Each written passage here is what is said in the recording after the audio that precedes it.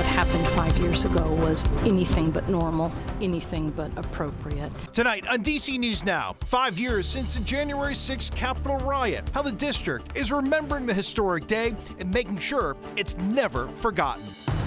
We're talking about some spring-like temperatures and rain chances holding off till the end of the week. All the latest details coming up.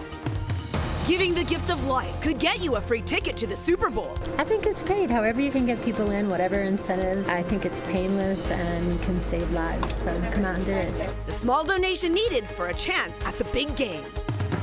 Flu cases surging in the DMV. How you and your family can stay healthy. A New Year's challenge that can have you seeing more green. We're helping you stretch your dollar with how cash only can lead to some serious savings. You're watching the station covering all of the DMV. This is DC News Now. Hi, everyone. Thank you for joining us tonight for DC News Now at 9 o'clock. I'm Chris Flanagan. And I'm Susan Tran. Let's talk more about the 5 years it has been since that massive angry mob attacked the Capitol building. Then outgoing President Trump told a crowd of his supporters to head to the building in protest. Yeah, the rioters battled police at the barricades, then stormed inside as lawmakers tried to certify the results of the 2020 presidential election. On President Trump's first day of his second term, he pardoned nearly all of the 1,500 people charged and convicted, as well as commuted the sentences of the extremist group leaders convicted of spearheading the attacks. On this 5th anniversary, the president shifting blame, telling Republicans he told the protesters to go peacefully and was misquoted by the media. I'd much rather do live television than do non-live because, when they say, as an example in my speech, peacefully and patriotically to the Capitol, peacefully and patriotically. Do you know that the Unselect Committee didn't report it, that I said those words? Do you know that the news never reported the words?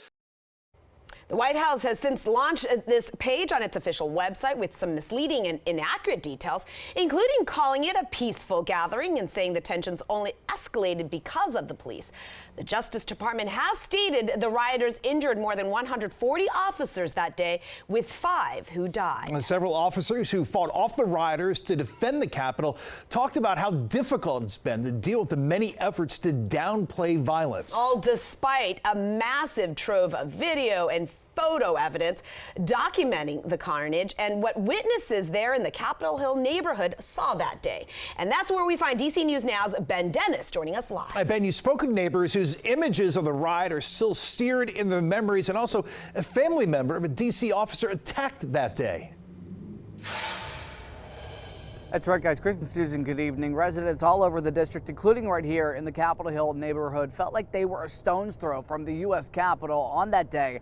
Exactly 5 years ago, a building that's very much a symbol of this nation, as it is a defining symbol of the town they call home. On the 5-year anniversary of the January 6th attack. This is the way the Capitol should look. And what happened 5 years ago was anything but normal, anything but appropriate. People who call the D.C. region home, wanting to share a message, and one about their own backyard. We honor patriots of every stripe who stand up for democracy without resorting to violence. I have to do everything I can to make this country okay for my kids and my grandchildren.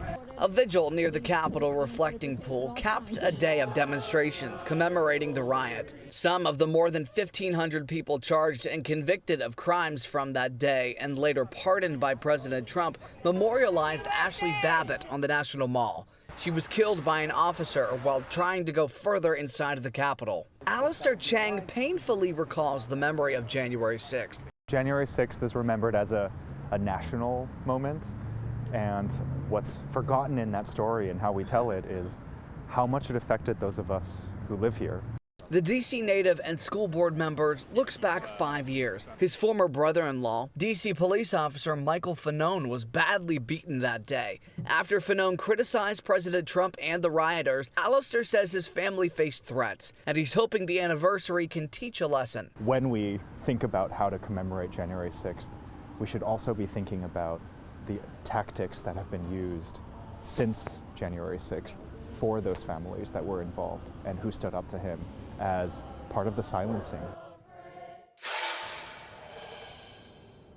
I did reach out to the D.C. Republican Party for comment on this story about local voices remembering what happened 5 years ago. And as a community group, I thought it was prudent to let the Republican Party of D.C. chime in, but we have not yet heard back. Live in the Capitol Hill neighborhood, Ben Dennis, back to you. Okay, Ben, thank you. Let's get this checked now. The forecast with Chief Meteorologist Jackie Layer, and it's not a bad week so far. No, you saw Ben all spiffy and just a nice little kind of jacket, but some gloves there. Yeah, I mean, we're talking about 40s out there right now, which isn't as bad as what we've had before. So we'll take that, but we'll likely see those overnight lows still hovering in the 40s into tomorrow morning before we really warm things up as we look ahead towards later in the week. We're talking high temperatures tomorrow into those mid to upper 50s. Yeah, that's a little bit warmer than the day today.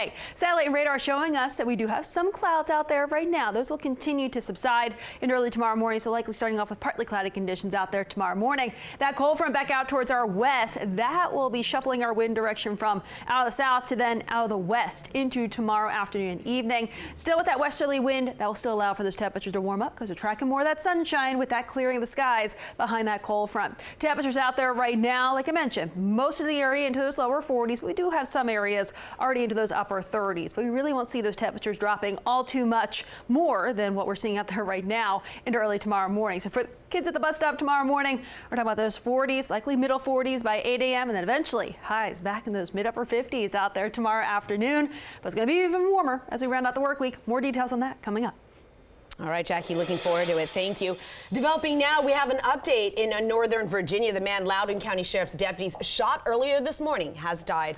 Investigators found Connor Peltzer in the parking lot of this Leesburg Walmart around 11:30 this morning. They believe the 30-year-old was the suspect wanted in an attempted bank robbery in Dulles Crossing yesterday. They say when the deputies approached the car, Peltzer came out with a gun, and that's when they shot him. Peltzer was taken to the hospital where he later died. And new tonight in Montgomery County, an SUV crashes into the side of a Gaithersburg church. You can see the Mercedes here up against Grace United Methodist. This is on Frederick Avenue. It happened just after 6:30 this evening. Fire crews say nobody was hurt and there was only minor damage to the building. Also in Gaithersburg, still no arrests 4 days after a teen was shot and killed outside of a rec center. A memorial has now been set up in the parking lot of Plantation 2 to honor 18-year-old Tayon Prather. Neighbors say they feel uneasy because the gunman is still on the loose. Nothing in this area has ever been like this. You know, I mean, all the neighbors say the same thing, that never some thugs come in and shoot somebody, you know, right on the pool property with a playground right next to us. I mean, it's so scary. There is a community meeting scheduled for 7 o'clock Thursday night at Woodfield Elementary School to discuss the shooting.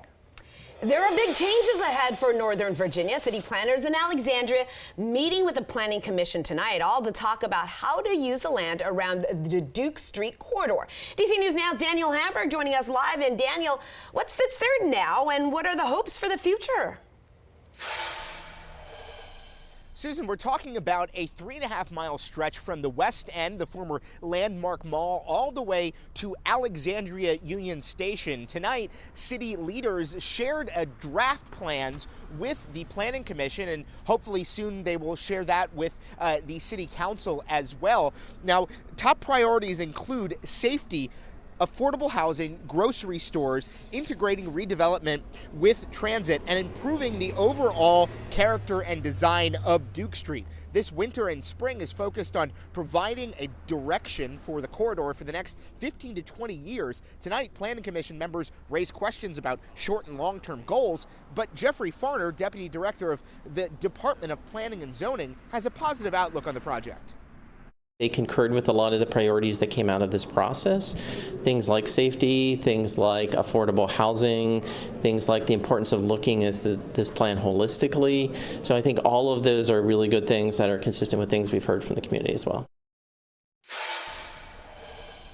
Farner says the goal is to have a finalized plan by the end of the year so that they can bring it before the council to be adopted. He says in the short term, there are things they can do a little bit quicker, including safety improvements. We're live in Alexandria. Daniel Hamburg, DC News Now. All right, a serious drop in crime for the district. The U.S. Attorney in D.C. called the transformative reduction, all thanks to President Trump's crime crackdown.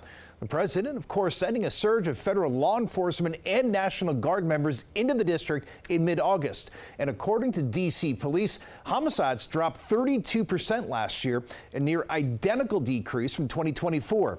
U.S. Attorney Jeanine Pirro also saying in just the 4.5-month period of the federal surge, homicides went down 60%, and there was a nearly 70% cut in carjackings. This isn't just rhetoric, it is reality, and it is the federal surge and the subsequent enhanced federal cooperation and enhancement that has made the dramatic change for the people in this district. Pirro says the momentum will continue into 2026. Now, the drop in crime coming as D.C.'s mayor swearing in Jeffrey Carroll as interim police chief. Carroll was appointed D.C.'s top cop when Chief Pamela Smith announced her resignation last month. Carroll has been with the department for more than 20 years. He says he will continue MPD's policy of community-based policing. There are great strides being made in Maryland to fight climate change. Montgomery County's executive sharing some of its successes from last year, including planting 5,000 trees, making ride-on buses free, and adding more regulations to keep buildings more energy efficient. The goal is to reduce greenhouse gas emissions by 80% in 2027 and 100% by 2035. Some good news for drivers. Gas prices all across the country are expected to be lower this year. GasBuddy releasing its outlook and predicts the average price of gas to drop to around $3, making it the lowest we've seen since 2020, but also warns you can expect prices to increase towards the end of spring.